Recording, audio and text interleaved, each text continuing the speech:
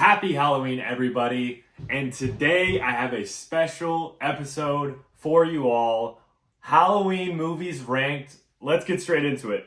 There is 13 movies in this series up to this point. Of the famous horror franchises, the Friday the 13th, Halloween, Nightmare on Elm Street, Scream. I have to go Scream as my favorite franchise. I think every movie in the series is good, if not great. I think Halloween definitely has the peak in 1978. We'll get to that with the original. But to get us started at number 13 and work our way all the way up to the best, which you'll probably have an idea of what the best movie is. Starting at number 13, we have Rob Zombie's Halloween 2, released in 2009. I'm not a huge fan of the Rob Zombie Halloween movies. I don't really like to acknowledge them.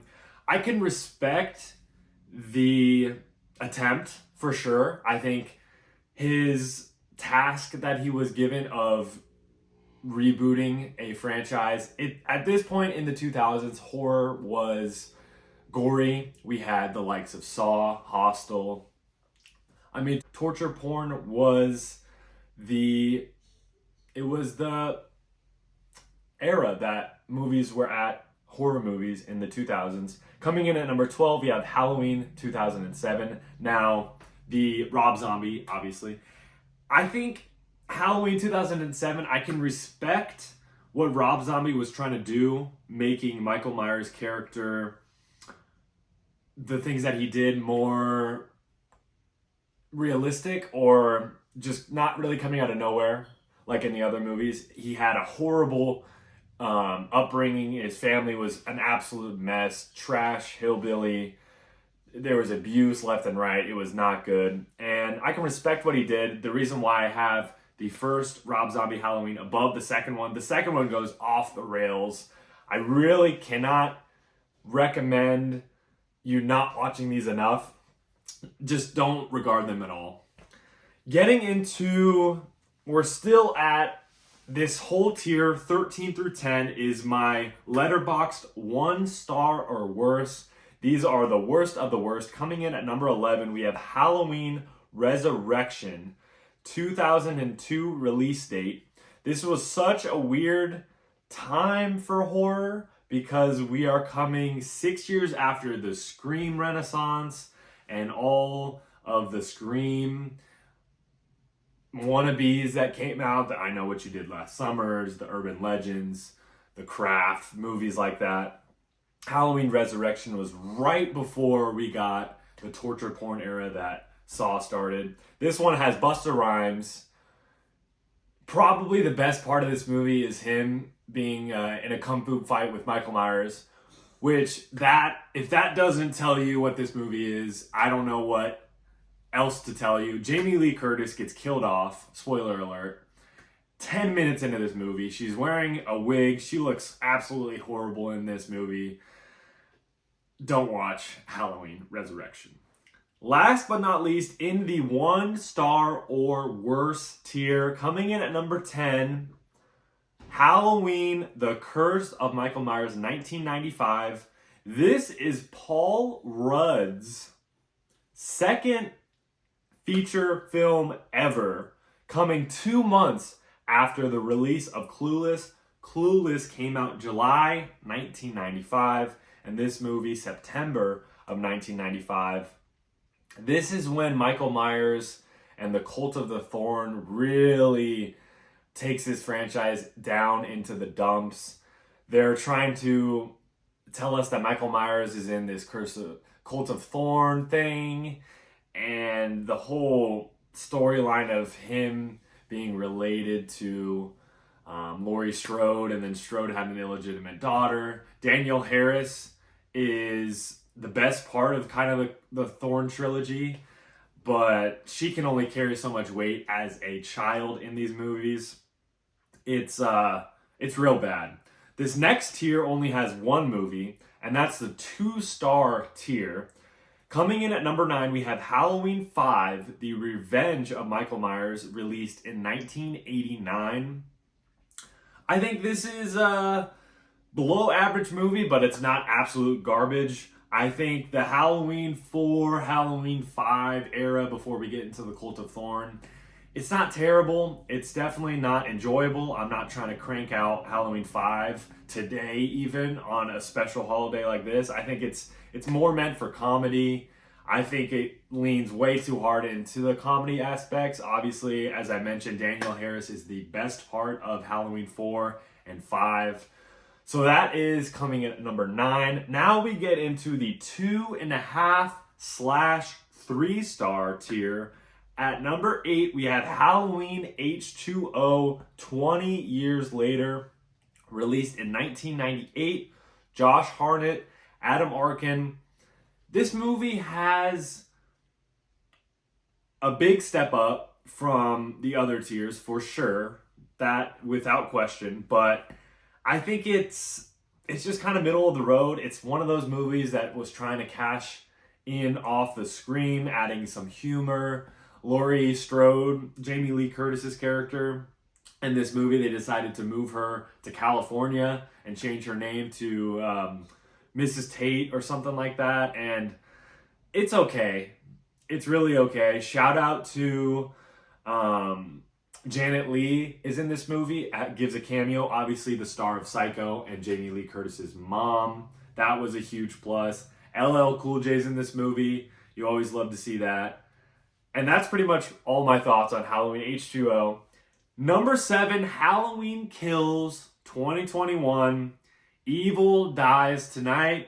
I'm sure if you've seen that movie, that's pretty much the synopsis of what you can say about it. The reason why it's at number 7 for me, obviously, the Gordon Green trilogy, the Halloween 2018 Kills and Ends, took some big steps. We'll get to that when we talk about Halloween Ends for sure. But I really think Halloween Kills was destined for mediocrity just based off the fact that when Halloween 2018 had the success that it did and was the box office monster that it was, there was a trilogy that was planned.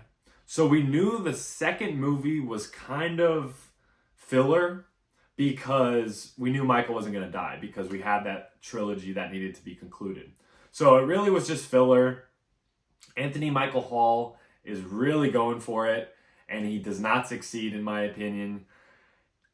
Obviously, there's some amazing kills. The firefighter sequence is absolutely insane. Michael is, I'll give him props in this Gordon Green trilogy. He is a menace. He is very menacing. There's not a lot. With Michael Myers in general, we can talk about that now. I think he has to be, obviously, in the top 3 horror villains of all time because he's a silent killer most of the time, like 98% of the time. In one of the sequels, I can't remember which one, but he does say a word or something. I think it might be in the Rob Zombie ones, but he's a silent killer. He's always walking.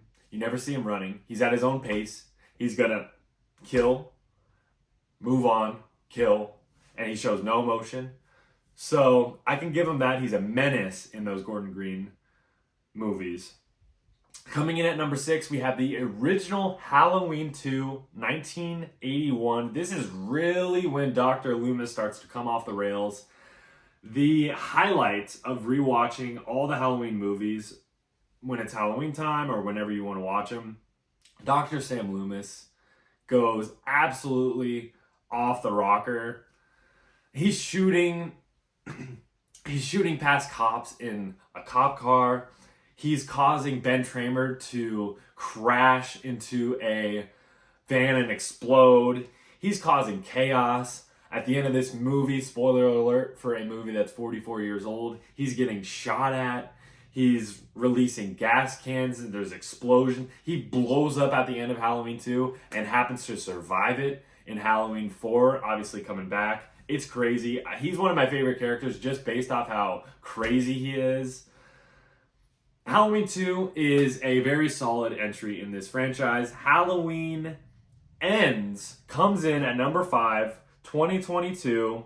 The cold open with the Corey character being a babysitter and that going wrong. If you haven't seen it, make sure to look it up on YouTube. It is absolutely crazy. When I first started that movie, it had me awestruck. But the Corey character is, I think it's forced. I think, like the Rob Zombie movies, I think the attempt to try something new in this franchise has to be praised, but the execution part is where it kind of falls flat for me. The Corey and the Allison character starting up a romance is really not what I want, and I'm sure a bunch of the fans did not want at the end of the Halloween franchise. We don't care about this relationship. We really don't. Obviously, Allison has dealt with a lot of trauma, which I think is the word of the 2020s horror movies, is trauma. There's trauma everywhere. We get it. We all kind of went through some trauma in the beginning of this decade, but that's not what we want in all of our horror movies, guys. Corey and Allison feels forced.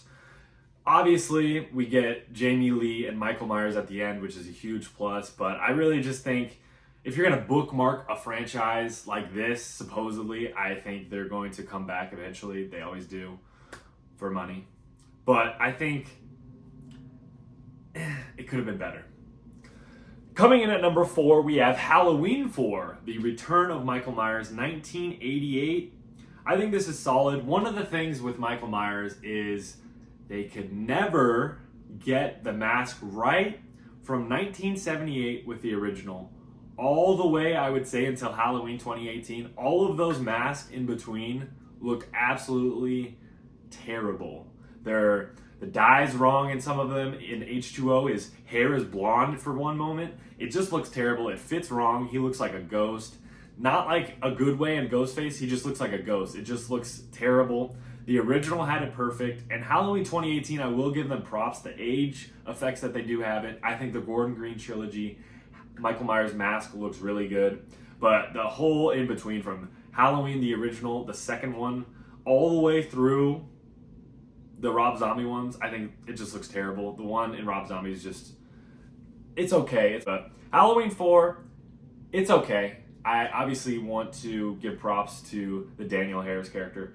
One of the best child actor performances of all time in a movie, let alone a horror movie. So shout out to her. Coming in at number 3, we're in the top 3 now. This is where the movies, I would say, go up a level. Now, Halloween 2018, this is the first Halloween movie I ever watched. I watched it with my mom when it came out in the theaters in 2018, and I thought it was really good. I wasn't a full-fledged horror movie fan like I am now, but I was trying to get into it a little bit, and I thought it was really fun, really exciting. I was getting into podcasting at the time, so having a podcaster subplot was pretty interesting in my opinion.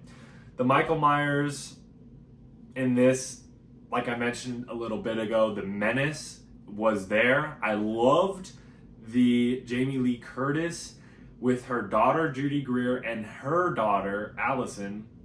I loved the trio of Strode women fighting Michael Myers. I thought that was well done. I think there has to be an argument for this being the best requel. I think the only competition is Scream 2022 and Candyman 2021. Now, we'll talk about that right here. So Halloween 2018, the problem that I have with it is they decided to make it a trilogy. I think if it was a standalone Halloween 2018 and then that's it, with Michael Myers standing in the basement looking up in flames, I think you can make a case that it is the best requel of the 2010s or however long you want to say that requels have been a thing for at least the horror movie landscape. I know there's requels in other genres as well. Scream 2022, I'll have to make a Scream ranked movie. Those movies flip-flop for me all the time, but Scream 2022 I thought was very similar to Halloween in that it's really giving a lot to the fans, but it was also sticking to the script of how these movies go. There's a playbook. Candyman 2021, I think, would have won if it wasn't for the last 20 minutes. I think it just, too many cooks in the kitchen cooking up that ending. It kind of came out of nowhere. But I love that movie. Nia DaCosta absolutely shoots the hell out of that movie. There's some shots in that I still haven't stopped thinking about 4 years later. Just wanted to give a little recall argument there before we get into the top two. I'm sure you guys are probably a little bit surprised with my number 2 pick, but I am a huge Season of the Witch fan. Halloween 3, Season of the Witch, 1982. We have Tom Atkins from Escape from New York, The Fog, Lethal Weapon, Creepshow, My Bloody Valentine 3D, and Maniac Cop as a drunk Bill Belichick, if you will, esque doctor who stumbles upon an evil toy manufacturing company. If that doesn't get you fired up for Halloween season, I don't know what will. Now, for those who haven't seen this movie, yes, there's no Michael Myers. But when John Carpenter and Deborah Hill were making these movies, John Carpenter wanted this Halloween franchise to be an anthology series. Kind of like what we're seeing right now with VHS. The last 5 years, VHS has released a movie around Halloween time. I think it's a huge success for Shudder. I've watched all of them. I've enjoyed all of them. They are all something new. I think if that's the way this Halloween franchise would have gone, not quite Michael Myers, but something new every movie, it would have been a lot more of a success than what we saw with the Resurrection, the Curse, the Cult of the Thorn, all this stuff. I think it would have been way more successful. That being said, Season of the Witch, it's an absolute banger. We have this evil toy manufacturing company that is creating these 3 masks that at a certain time on Halloween night, that the time kind of depends because they play around with different time zones, but I don't know which time zone. These masks are supposed to basically murder all the kids that have them and are wearing them on Halloween night, which is an insane storyline, but it was the 80s. These scripts were absolutely out of control. This movie has one of the best kills of all time. Check it out. Just look up Halloween 3 kills, and I'm sure you'll find it. It's absolutely crazy. The kid's name is Buddy. So that's all I'm going to say about that. And then, obviously, you can't have a Halloween ranking without Halloween, the original, 1978, at the top. It has the argument to be the greatest horror movie of all time. You have 19-year-old Jamie Lee Curtis. You have a shoestring budget. John Carpenter, one of the best horror directors of all time, really getting started. And he's gone on to do some great work. I think this is number 2 for John Carpenter, at least for me, all time. I think The Thing is one of the best horror movies of all time. That and Halloween, that's all you really need from... Anybody would be lucky to have directed The Thing, let alone The Thing and Halloween. I highly recommend Halloween Unmasked, the podcast. That by Amy Nicholson and The Ringer was a great listen. It absolutely gets me fired up every Halloween season. I think Sam Loomis has to be a top 5 horror protagonist of all time because he goes absolutely off the rails, especially in the sequels. In the first one, he's just a little bit reined in, but he absolutely goes off the rails. I think this will never be topped in the Halloween franchise, and I think that it has the argument to be the most influential horror movie since it came out.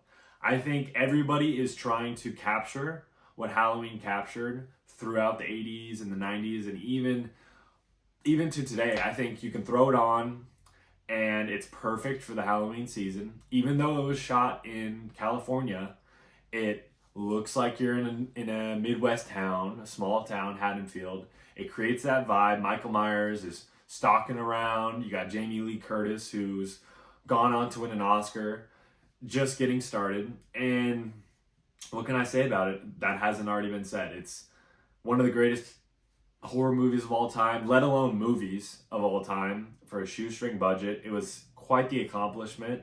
And that's all I have for the Halloween movies ranked here on the channel. Rombo Show. We have college football content coming, NFL content coming, and let me know in the comments below what horror movie franchise you want me to cover.